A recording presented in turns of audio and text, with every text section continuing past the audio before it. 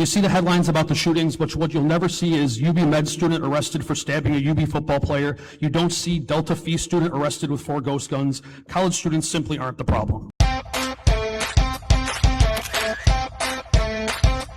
My name is Tim Walton. I'm the event manager at Venue and Bottoms Up, which together are 2 parcels combined for about 60% of the square footage of space on the north side of Chippewa. Buffalo is a thriving university. With 9 months of the year, we house 70,000 college students, with 50,000 of them being undergrads, majority being between 18 and 20 years old. For college night, this is the crowd we cater to, with every week we rent a limo bus from a local limo company where it drives to the different schools for groups that are looking to come out. About 90% of our Thursday patrons end up being college students, many who have looked to see what activities and nightlife Buffalo has to offer before choosing what university to attend.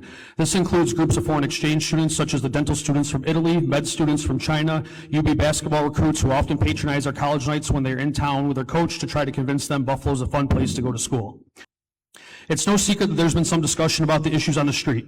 It's also no secret that the council, bars, news, police, PBA president, and many more have gone on record saying it's not the patrons of the bars that are the problem. And this couldn't be more true.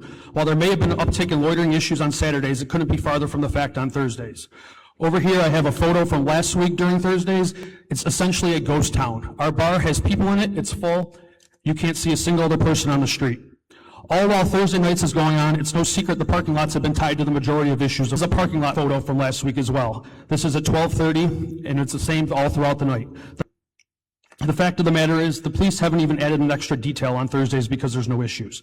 You see the headlines about the shootings, but what you'll never see is UB Med student arrested for stabbing a UB football player. You don't see Delta Phi student arrested with 4 ghost guns. College students simply aren't the problem. The fact is, even on Saturdays, the headlines that you see, they're coming from, legitimately, you see Buffalo 4K Street News captioning these. They're literally street gangs. They aren't coming for college night the same way they aren't going to the mall to shop or Italian Fest for a pierogi. The most violent shootings, which have happened on Pearl Street, involve several New York State Act violations and illegal firearms, all illegally possessed. Just 4 months before that was the same exact thing, where a guy posting that he sold cocaine on his Instagram story as well as his release papers for a violent armed felony that he just got released for. While the 18-plus narrative has taken the majority of the heat, 21-plus has been quiet. May 25th, 2025, 3 stabbed, shots fired. May 10th, 2026, shots fired. May 20th, 2026, shots fired. All the Chippewa area on nights surrounding the events. If Chippewa goes away, there's a ripple effect.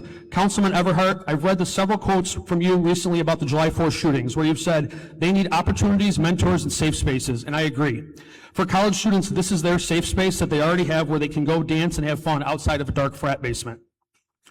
Councilman Wyatt, back in 2015, when the majority of 18-plus bars went to 21, I was involved in an establishment on Main Street. This was a time where your district saw an increase in house parties, over-intoxications, and even the need to establish a strike team to break up house parties because of the uproar and homeowners in the university district. Students hanging off rooftops, college students students hanging off the rooftops, etc. College students are not going to sit home. They'll make their own fun, and they might not be as safe or as quiet as when they decide to do it. Banning college night where it's not an issue will only make issues in other ways.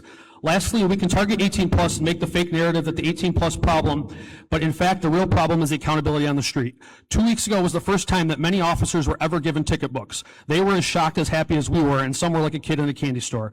In the past, you could walk by an officer, slap them up with a bottle of alcohol in your hand and continue on. Now they get ticketed instantly. In the past, you could threaten to shoot a bouncer and be told move on, only to come back 30 minutes later to do it again. Now they're handcuffed and taken away. If you want to change the issues on Chippewa, it doesn't take an army or closing businesses to do it right. And exactly what will happen if this happens, businesses will close. It simply takes holding the parking lots accountable and holding accountable the people who don't patronize the businesses and break laws that are already on the books. Chippewa should be open for business. It's an entertainment district, but it's not open to loitering in the streets and having your cake too.